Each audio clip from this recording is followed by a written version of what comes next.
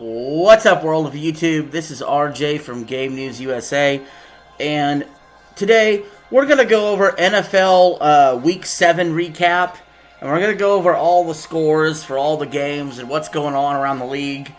And as you can tell in the title today, we only have one undefeated team left in the NFL, and that is the Kansas City Chiefs, the back-to-back Super Bowl champions.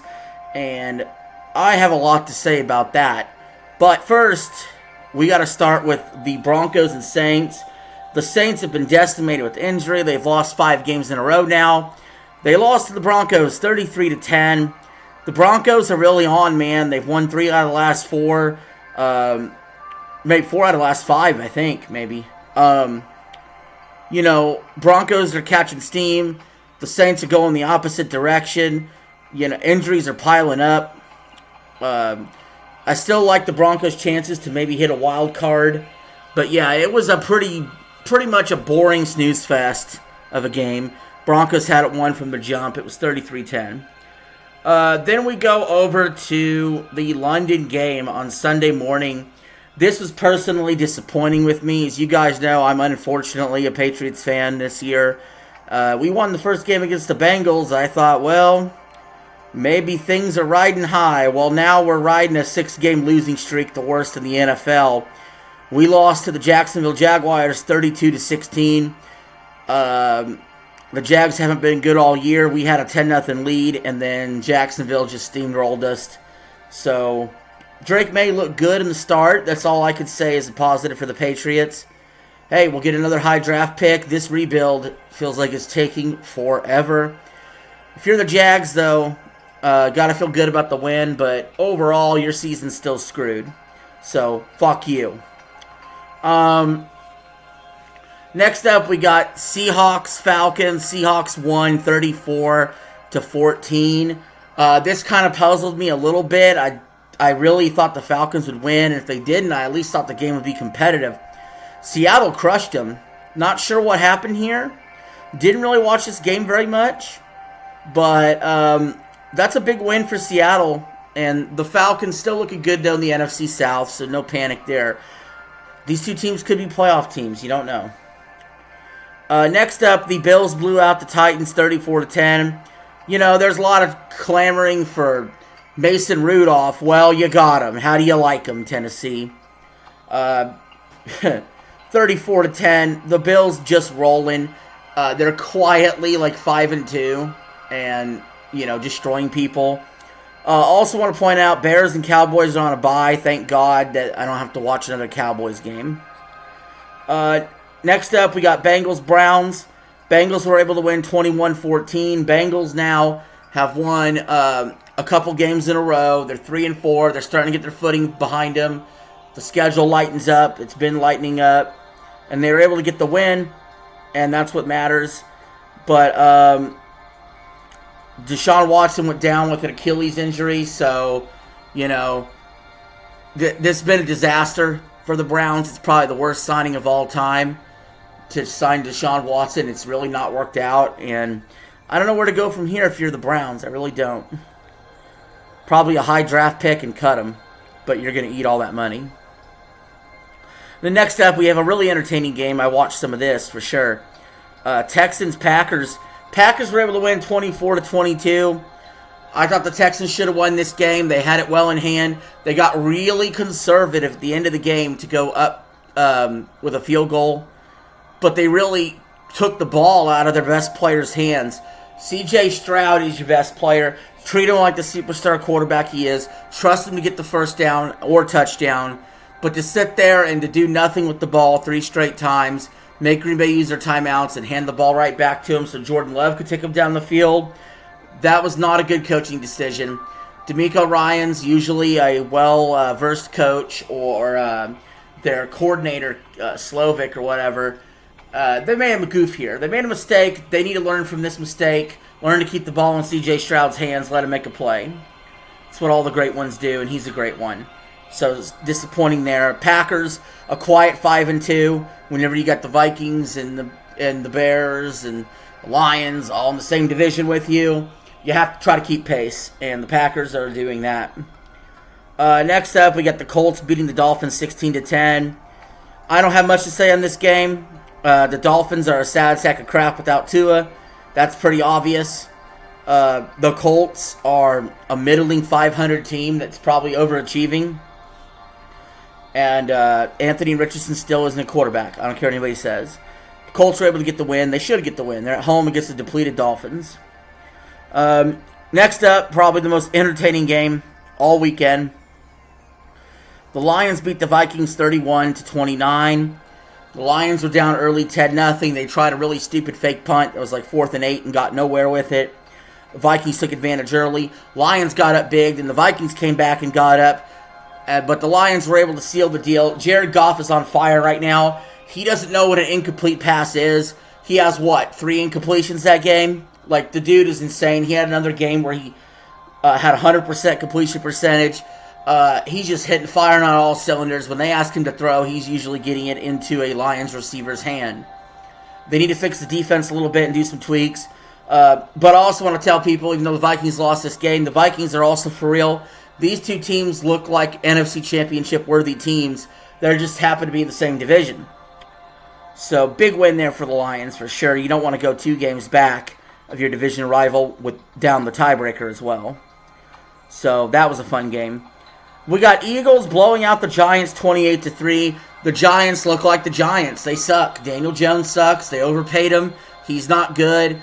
And this was a get-right game for the Eagles. Everybody's been shitting on them, but you want to know the truth? They're 4-2. So everybody's shitting on the Eagles. Take a chill pill. They're 4-2. How's your team doing?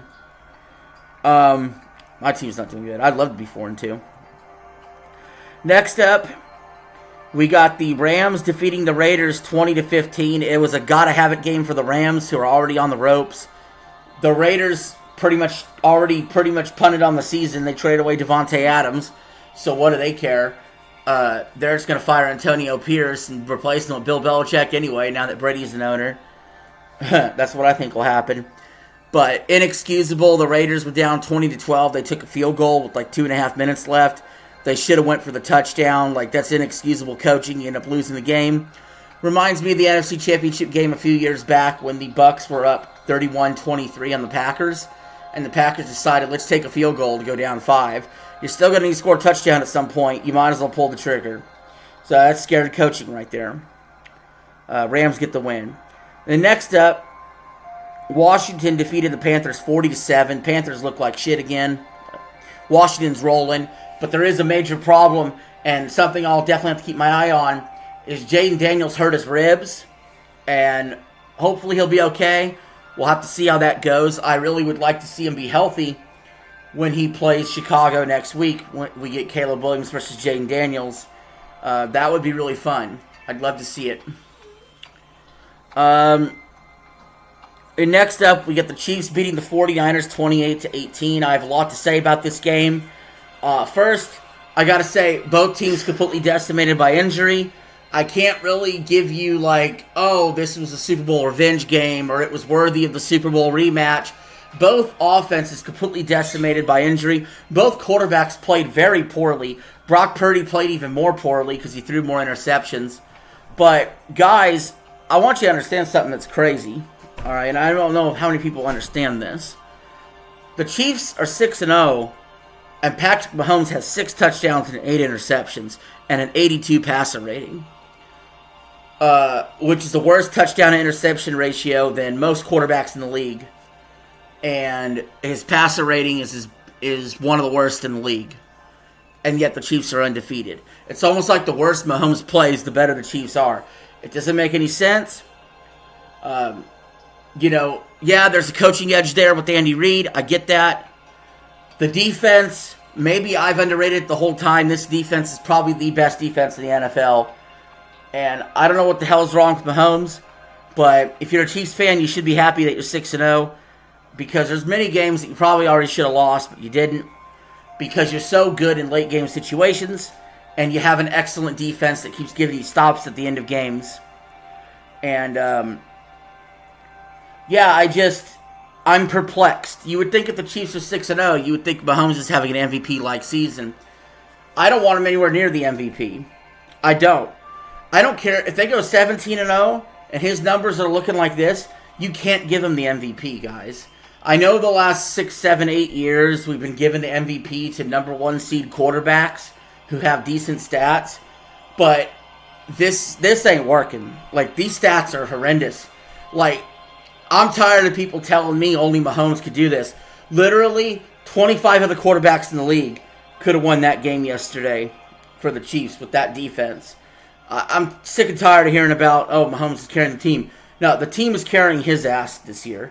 Actually, if you look at the regular season this year and last year, he has not been great whatsoever. Especially this year, he's been downright bad, like Peyton Manning level, final season bad. Okay? Everybody acknowledged Peyton Manning was really bad his last season. They won a Super Bowl anyway. Well, the Chiefs are winning games despite Patrick Mahomes being not just mediocre, but bad. Flat out bad. You got more turnovers than touchdowns. What are you doing? Look at the yards he threw. He didn't even throw 200 yards. What are we talking about here? I understand the team's decimated with injuries, but I really need people to chill out on the whole Mahomes is the best of all time stuff.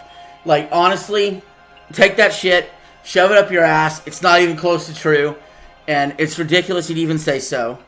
But let's go over it. I just real quick, just to drive the point home. What quarterbacks are having a better year than Mahomes? I'm not talking career. A better year. Legitimately, who's having a better year? Take the records out of it. Because if you're going off record, Mahomes is having the best year because he's on the winning team. Okay? Take the records out of it. I'm talking pure, isolated performance. Who's performing better? Bo Nix is performing better than Mahomes. The Raiders' combined quarterback effort has better stats than Mahomes. The Chargers, Justin Herbert has better stats than Mahomes this year. The whole division's better. CJ Stroud's better. Trevor Lawrence's stats are better than Mahomes this year. Not kidding. Not the Titans. I'm not going there. Not the Colts. I won't go there either. I'll probably take back what I said about the Raiders. But Josh Allen, definitely better this year. Not the Dolphins. Aaron Rodgers, better stats than Mahomes. He has 10 touchdowns and 7 picks. Mahomes, 8 touchdowns, 6 picks. Or 6 touchdowns, 8 picks, sorry. Patriots, I won't go there either. Browns, I'm not going there. You know, the combined effort of the Steelers, better than Mahomes. Joe Burrow, much better than Mahomes this year. His defense let him down. Lamar, having another MVP season, definitely better than Mahomes this year. Statistically. You look at the NFC. Goff better. Caleb Williams better. Jordan Love better. Sam Darnold better. Brock Purdy better. Matthew Stafford better. Kyler Murray better. Geno Smith better. Kirk Cousins better. Baker Mayfield better. Not the Saints. Probably not the Saints. I don't know for sure, but not the Saints. Not the Panthers. Jaden Daniels better. Jalen Hurts better.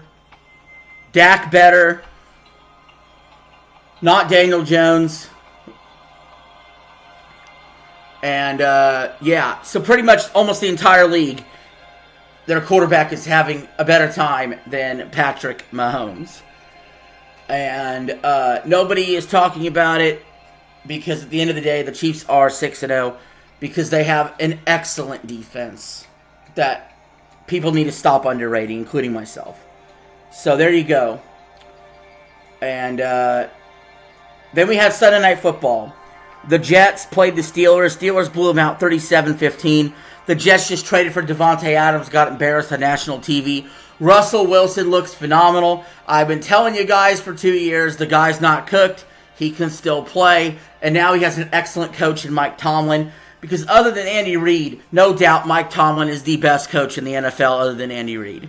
Period. He always turns chicken shit into chicken salad. And that's what's happening. The Ravens blew out the Bucks. The final score was 41-31. The Bucks scored some garbage time touchdowns. But honestly, the Bucks probably wish they didn't because they hurt. Chris Godwin got hurt. Mike Evans got hurt. Godwin looks like he's out for the year. You know, the Bucks got heavily affected by this game. Lamar playing out of his mind. He's the MVP frontrunner. I hate to say it. You know, he's the frontrunner to win his third MVP, which sounds ridiculous because the man always chokes in the playoffs. But Fraud Jackson knows how to get it done in the regular season. And the other Monday night game, which is stupidly on ESPN Plus for whatever reason, which is absolutely ridiculous. The Cardinals beat the Chargers 17-15. You know, this was a pick'em game. I do like both these teams to fight for playoff spots this year, but Cardinals get the win. But anyway, guys, that's enough. That was the NFL recap for Week 7. If I sound like somebody that's salty about the Chiefs being undefeated, I am salty about the Chiefs being undefeated. I am. Okay? Now I know how you all felt when my Patriots were winning championship after championship. All the things that you would say, I catch myself trying not to say. So, again, no hate though. Congratulations. You're 6-0. Good job. We'll see if you keep it up. So anyway, guys, thanks for watching the video. Peace. I'm out. Have a good one.